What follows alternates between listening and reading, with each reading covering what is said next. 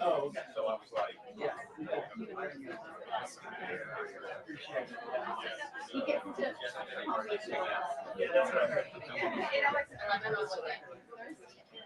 Oh, right. Yes. And then these climbs straight.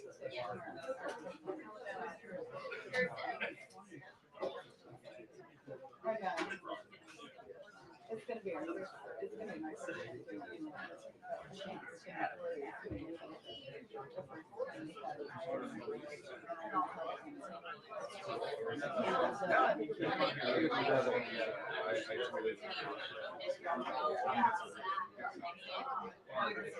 I mean, that makes sense.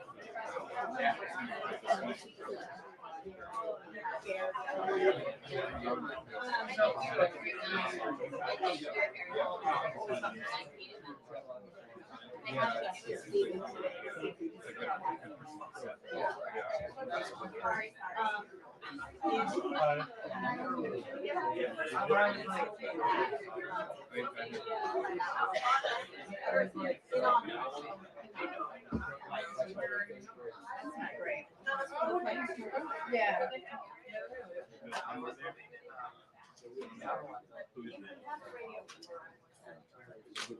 Yeah, appreciate that.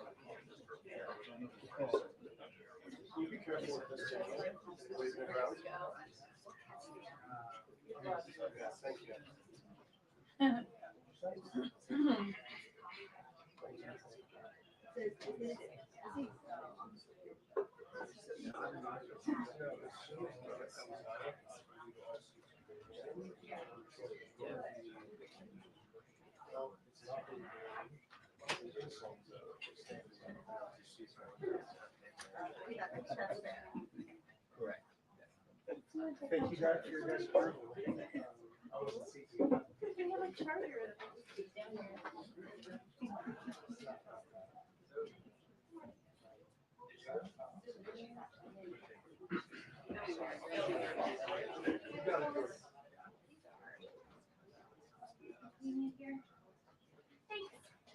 Sorry. Good. How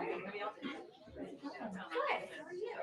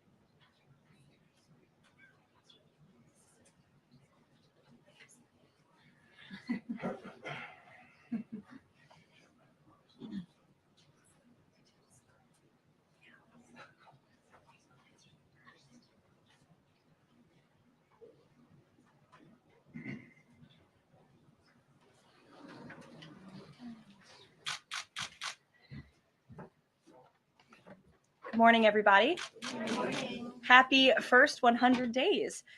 Before we begin, I want to acknowledge that the bipartisan Take It Down Act passed the House last night. This important legislation was championed and guided through Congress by our wonderful First Lady, Melania Trump, including through her direct advocacy on behalf of survivors during her passage, the passage efforts. The Take It Down Act criminalizes the publication of non-consensual intimate imagery and requires social media and similar websites to remove such content within 48 hours of notice from a victim. The First Lady thanks all those who voted in favor of this important legislation, and the President looks forward to signing it when it arrives on his desk. Today officially marks 100 days of promises made and promises kept by President Trump. This has truly been the most historic start to a presidency in American history. After building the greatest economy in the world in his first term as president, President Trump is in the process of doing that all over again. The American people trust in President Trump. Since his first day in office, President Trump has focused on defeating the Biden inflation crisis, bringing down the cost of living, and making the United States the best place in the world to do business, invest, create jobs, and innovate. And President Trump's efforts are working. 345,000 jobs have already been added since the start of President Trump's term. Last month's jobs report saw nearly 100,000 more jobs than economists predicted, and it was the fourth highest month for private payroll growth in the past 2 years. 9,000 manufacturing jobs have been added to the economy already. This is a sharp contrast to the 6,000 manufacturing jobs that were lost each month in the final 2 years of the Biden administration. The U.S. employment rate remains at historic lows. And thanks to President Trump, Americans are seeing price relief for the first time in years. The last inflation report showed the first consumer price decline since the COVID pandemic, a decrease in energy prices, and real average hourly wage growth. President Trump is delivering on his promises to lower costs for American families and businesses. Prices across the board for everyday goods have seen declines since this president was inaugurated. From airfare to used motor vehicles to prescription drugs, prices are dropping. In fact, last month's drop in the price of prescription drugs was the largest ever recorded. And after Joe Biden botched the response to the bird flu, President Trump and Secretary Rawlings' aggressive plan have brought down wholesale egg prices more than 50% from Inauguration Day. President Trump ended Joe Biden's reckless war on American energy and fossil fuels and has restored American energy dominance. And Secretary Wright, Secretary Doug Burgum are working hard on that effort every single day. Oil and gas prices are now way down because of this bold approach. Gasoline prices down 7%. Energy prices are also down as well. The Department of Interior just announced a new offshore drilling policy that will boost oil production in the Gulf of America by 100,000 barrels per day. On the deregulation front, President Trump is committed to cutting senseless red tape, especially for America's small business owners who are the backbone of our economy. We know cutting regulation leads to lower costs and higher growth. The mass deregulation effort by this administration will help usher in the golden age of America, which is underway. Immediately upon taking office, President Trump blocked all of the unfinalized Biden-era rules, saving America's more than $100 billion, or $2,100 per family of four over the next decade. And the president also launched a bold multi-agency effort to roll back existing federal regulations that drive up the cost of living on hardworking families. This effort is projected to yield significant cost savings in the coming months, including the EPA's rollback of tailpipe emission rules for light-duty and medium-duty vehicles and the Department of Transportation's latest corporate average fuel economy standards. These two efforts alone yield $755 billion in total savings, or more than $8,800 per family of four over the next decade. In total, the combined savings from all of these actions equal just over $935 billion, or nearly $11,000 in real savings per family of four per the coming decade. The press is not talking nearly enough about the positive impact of President Trump's deregulation campaign. And investments from the biggest companies and countries in the world are pouring in under this president. So far, total investment commitments under the Trump administration have reached more than $5 trillion. including $500 billion from Apple and US-based manufacturing and training, $500 billion from NVIDIA and AI infrastructure, $100 billion from TSMC and US-based chips manufacturing, and the $500 billion private investment by OpenAI, Oracle, and SoftBank in AI infrastructure as well. All of these investment commitments are estimated to generate at least 451,000 new high-paying jobs for American workers and families. At this point, President Trump has secured more investments in the United States of America in 100 days than Joe Biden did in 4 years. President Trump is America's businessman in chief, and that's why these trillions of dollars in investments are flooding to our country. The business community is bullish on America because President Trump is back in charge. Tomorrow, the president will host CEOs and leaders from several companies that have made these investments to tout their historic commitments to our country and encourage others to follow suit. Under President Trump, there has never been a better time to invest in America. And the president finally said enough is enough and refused to allow America and our workers to be ripped off any longer on trade. President Trump implemented powerful tariffs to end the era of economic surrender and to rebalance America's trading agreements. More than 100 countries have already come to the table looking to offer more favorable terms for America and our people. There has never been a president who has created his own leverage like this president, and we are just getting started. Republicans in Congress are getting very close to passing President Trump's one big, beautiful bill, which will include the largest tax cuts in American history, strong border security measures, major military advancements, dramatic deregulation, and common sense spending reforms. As President Trump has said before, the best is yet to come.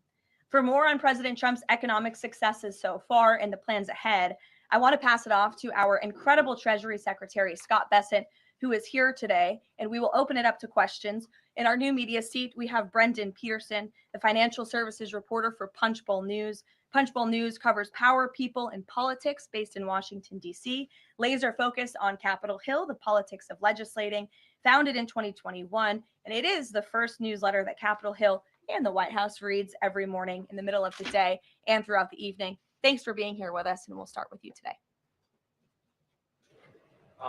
Thanks so much for being here. I have a question for Secretary Bessent.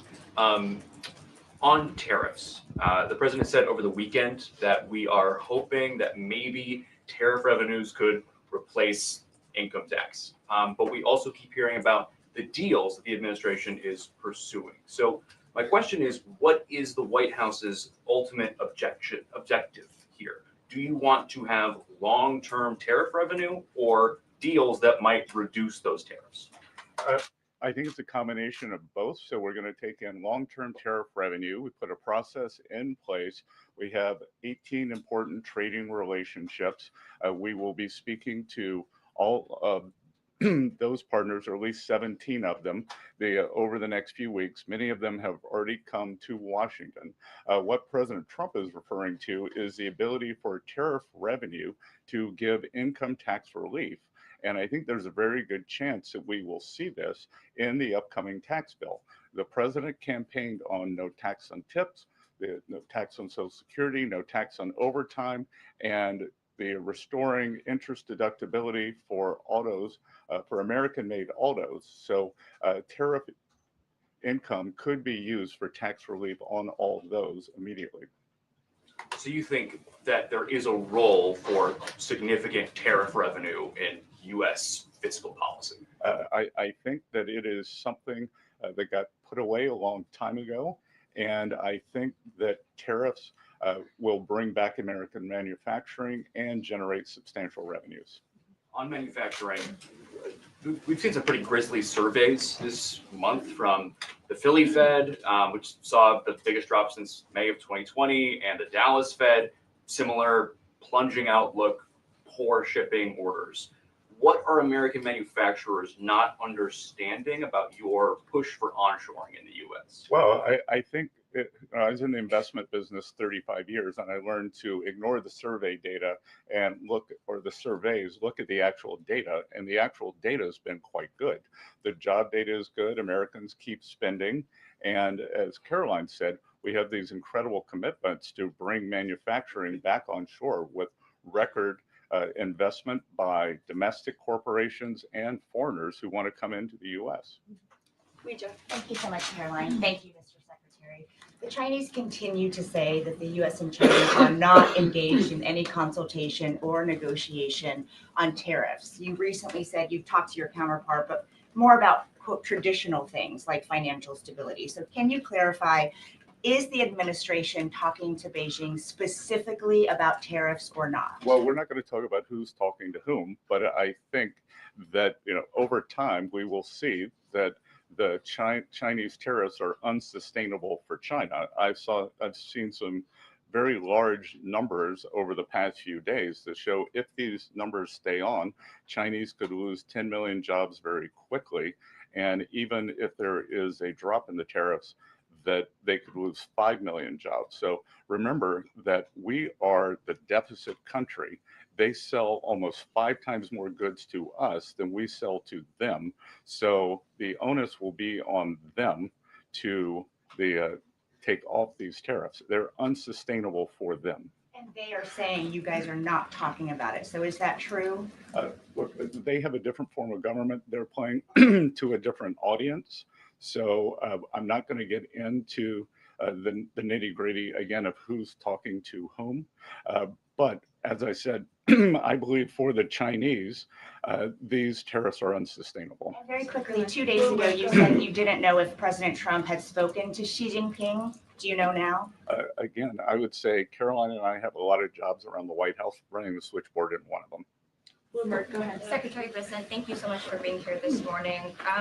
You've talked about the importance of giving investors certainty when it comes to the market, yet the Trump administration is continuing to negotiate several complex trade deals in a very sort of compressed time frame.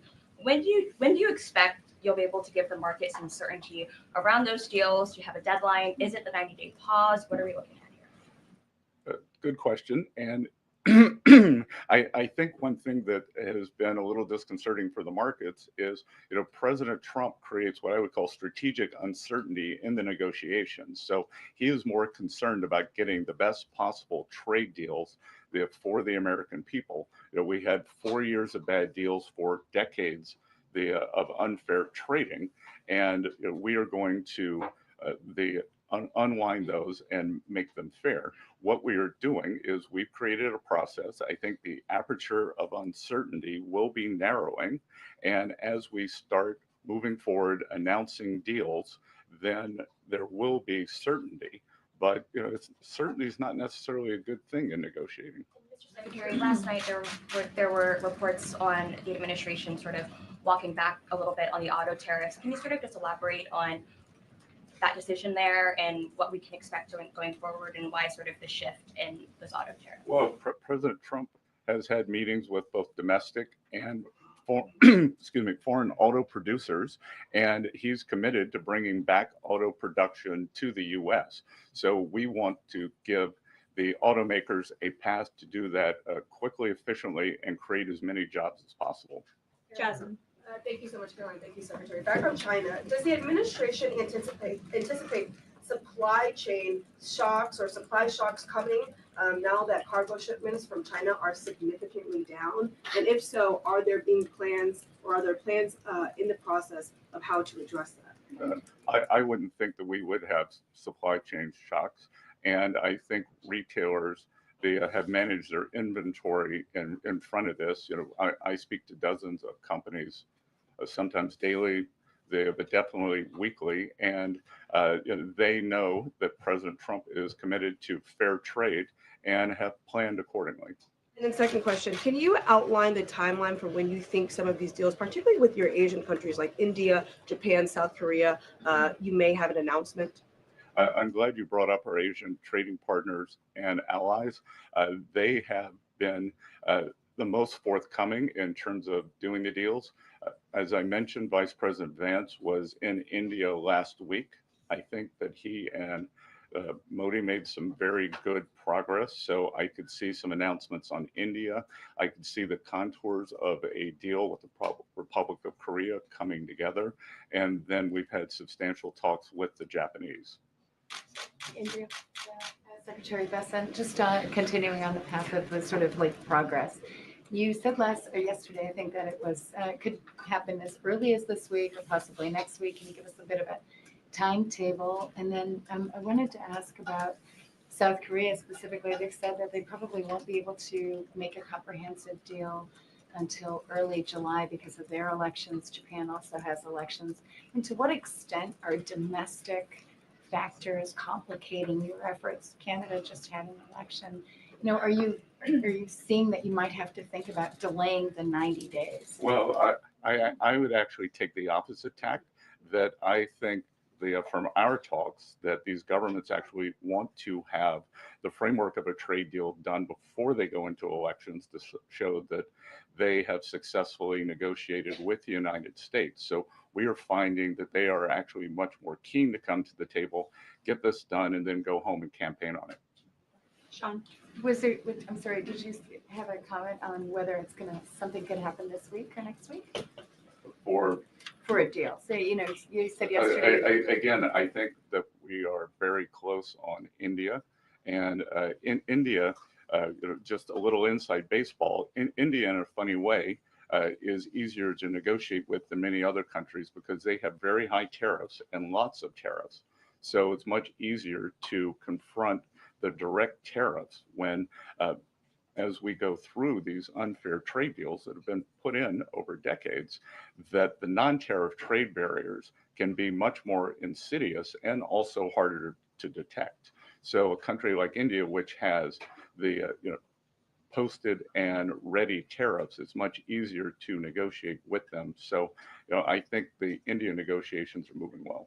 Sean, go Hi, ahead. Mr. Secretary. So it was reported this morning that Amazon will soon display a little number next to the price of each product that shows how much the Trump tariffs are adding to the cost of each product. So isn't that a perfect crystal clear demonstration that it's the American consumer and not China who is going to have to pay for these policies? I will take this since I just got off the phone with the president about Amazon's announcement. This is a hostile and political act by Amazon. Why didn't Amazon do this when the Biden administration hiked inflation to the highest level in 40 years? And I would also add that it's not a surprise because, as Reuters recently wrote, Amazon has partnered with a Chinese propaganda arm. So this is another reason why Americans should buy American. It's another reason why we are onshoring critical supply chains here at home to shore up our own critical supply chain and boost our own manufacturing here. Is Jeff Bezos still a Trump supporter? Look, I will not speak to the president's relationships with Jeff Bezos, but I will tell you that this is certainly a hostile and political action by Amazon. And Secretary, if you have anything to add. Yeah, I would also add that the bringing down the terrible Biden inflation has been a priority for the first 100 days of the Trump administration, and President Trump has done a great job of leading that since January 20th. Interest rates, mortgage rates are down, gasoline and energy prices are down. We're expecting the further decreases. And as Karoline said, the big tax on consumers that goes unnoticed is deregulation or regulation, and we are deregulating and bringing that down. So from a household income point of view, we would expect real purchasing increases. We've seen them over the first 100 days, and we would expect that to accelerate. We are doing peace deals, trade deals, tax deals, and deregulating. And the deregulation is a longer lead time, but I think by the third and fourth quarters, that's really going to kick in. Kelly, go ahead. Thank you, Caroline. A question for you and Secretary Bessent. We talk a lot about volatility and uncertainty in the marketplace, and the president has stated all along that he's more concerned about mainstream America, the American worker. You just talked about deregulation and this entire fair trade and reciprocals. What is your message to the American people in terms of letting them get through this disturbance and the outcome being greater and a greater good for the American worker, the American people, the American families? I would say trust in President Trump. There's a reason he was reelected to this office. It's because of the historic success of his economic formula in the first term. And as I laid out at the beginning of the briefing and the secretary has talked about and the president talks about every day. There's a proven formula that works. Massive deregulation, energy independence, and tax cuts, which are coming. And the secretary is working very hard on that with our counterparts on Capitol Hill. If you want to talk about that, that's a huge deal to put more money back into the pockets of hardworking Americans. As for the fair trade deals the president is trying to negotiate, he's not just righting the wrong of the mess that he inherited from the past 4 years of the Biden administration. This is a mess that has been created for the past 4 decades that has sold out the middle class, that has moved jobs overseas. You think about our heartland, middle America, what towns used to look like, what they look like today. President Trump wants to restore the golden age, and it's a process to do that. And that process is underway, but he's put together a fantastic trade team. Secretary Bessent, Secretary Lutnick, Jameson Greer, all working incredibly hard on this effort 24/7. But tax cuts are coming, and that's key. And Mr. Secretary, why don't you talk a little bit about that? Yep. So it's really a three-legged stool in the economic policy. It's trade, it's tax, and it's deregulation. So we are in the midst of addressing, as Karoline said, these long-term trade imbalances. The tax bill is going much better than I would have thought when I took office on January 28th. And that's through President Trump's leadership. That Speaker Johnson, Leader Thune are united. Speaker Johnson, we had a very good meeting yesterday with somebody called the Big Six, NEC Director Kevin Hassett, myself, Speaker Johnson, Leader Thune, Committee Chairman Jason Smith, and Senator Crapo. And the tax bill is moving forward. It is going to give permanence to the 2017 Tax Cuts and Job Act, which will, back to the question on certainty, it will give American business certainty, it will give American people certainty. And then President Trump is also adding the things for working Americans that is talked about earlier: no tax on tips, no tax on overtime, no tax on Social Security, making auto payments deductible. So that will substantially address the affordability crisis. And the other thing that I would note, and back to data, is that the Vanguard, one of the largest money management firms in America, said that over the past 100 days, 97% of Americans haven't done a trade. And in fact, individual investors have held tight while institutional investors have panicked. So individual investors trust investors trust President Trump. Megan, in the back. Thank you. Can you detail for us exactly what we should expect as far as relief on the auto tariffs front? And then further, Mr. Secretary, should we expect other industries to also get relief the way we've now seen for auto and tech as well? I'm not going to go into the details of the auto tariff relief, but I can tell you that it will go substantially toward reshoring American auto manufacturing. And again, the goal here is to bring back the high quality industrial jobs to the US. President Trump is interested in the jobs of the future, not the jobs of the past. We don't need to necessarily have a booming textile industry like where I grew up again, but we do want to have precision manufacturing and bring that back. And another important, very important function of this that does not get talked about enough is national security. President Trump, his overriding the concern and belief is that economic security is national security is economic security. And we saw during COVID that our supply chains got cut off. And we need to bring back a lot of those supply chains, whether it's in semiconductors, medicines, the steel, and we have to onshore those. So it's a combination of making trade free and fair and remedying this gaping national security hole that he was left with. And if I could on China. I would just add, Megan, the president will sign the executive order on auto tariffs later today, and we will release it as we always do. Go ahead. Secretary, any updates on the negotiation with the European Union, and is it hard to negotiate with the European Union? Pardon? Do you have any updates on the negotiation with the European Union? I'm more involved in the Asian negotiations. My observation would be, goes all the way back to Henry Kissinger's statement, when I call Europe, who do I call? So we're negotiating with a lot of different interests.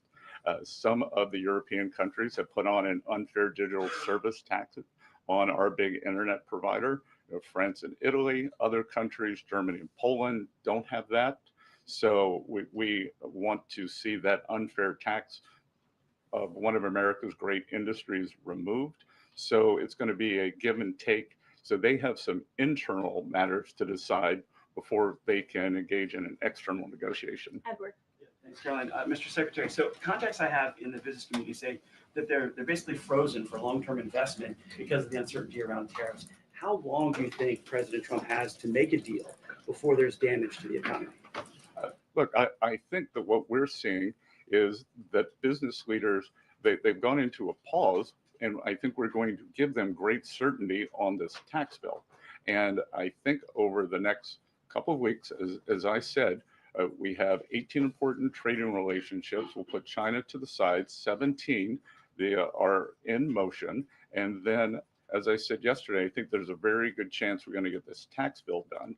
And the tax bill is going to be very powerful for domestic U.S. investment. So what we are going to do, one of the most powerful parts of President Trump's 2017 tax bill was full expensing of equipment. We are going to make that, as President Trump said in his speech to Congress, that will be retroactive to January 20th. The other thing that we are looking to add is full expensing for factories. So bring your factory back. You can fully expense the equipment and the building. We will couple that with deregulation, cheap energy, and regulatory certainty, and that will continue to make the U.S. the greatest destination for domestic and foreign investment. And the president, well, if I could follow, just the president said that world leaders would like to meet with him in Rome, in Vatican City, about trade. Other than President Zelensky, who did the president meet with, and about trade, and when could we get some of those deals? The president met with President Zelensky, as you know, which we talked about, and the president continues to be engaged with his fellow leaders around the world in the European Union. You've seen many of them visit the White House. I want to harp on, in closing, the point the secretary just made. On the campaign trail, the president promised the American public that he was going to make America the best country in the world to do business again. The lowest taxes, lowest regulation, lowest energy costs of anywhere in the world. And if you do business in the United States, you won't pay a tariff, you won't pay a price. That's not just good for companies around the world, but it's good for the American worker. That's what this team is focused so hard on every day. We have work to do. The golden age of America is underway. But as I pointed out in the beginning, there's a lot of reason for the American consumer, the American CEO, the American small business owner to be confident and optimistic about this president and where we're headed. So you will hear more from the president himself later this evening. He is traveling to Michigan, as you all know. He'll make a stop at the Air Force Base with Governor Whitmer, and then we will head to a rally tonight where you'll hear more from him directly. So we'll see you in Michigan. Thank you, guys. Thank you, Caroline.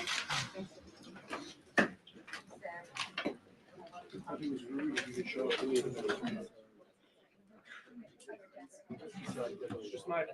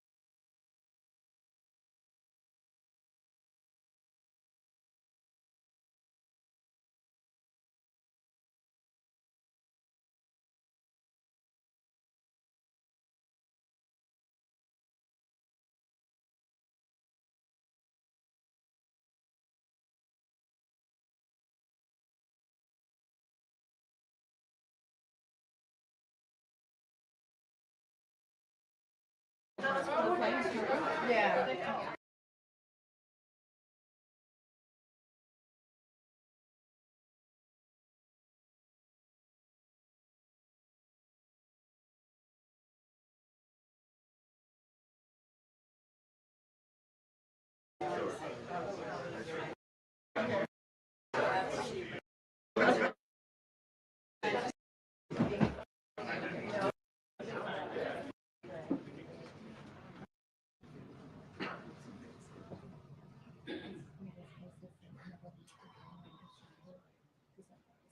Last month's jobs report saw nearly 100,000 more jobs than economists predicted, and it was the fourth highest month for private payroll growth in the past 2 years.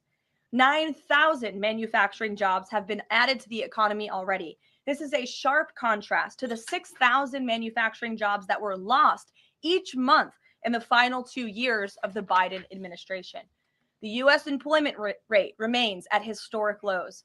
And thanks to President Trump, Americans are seeing price relief for the first time in years. The last inflation report showed the first consumer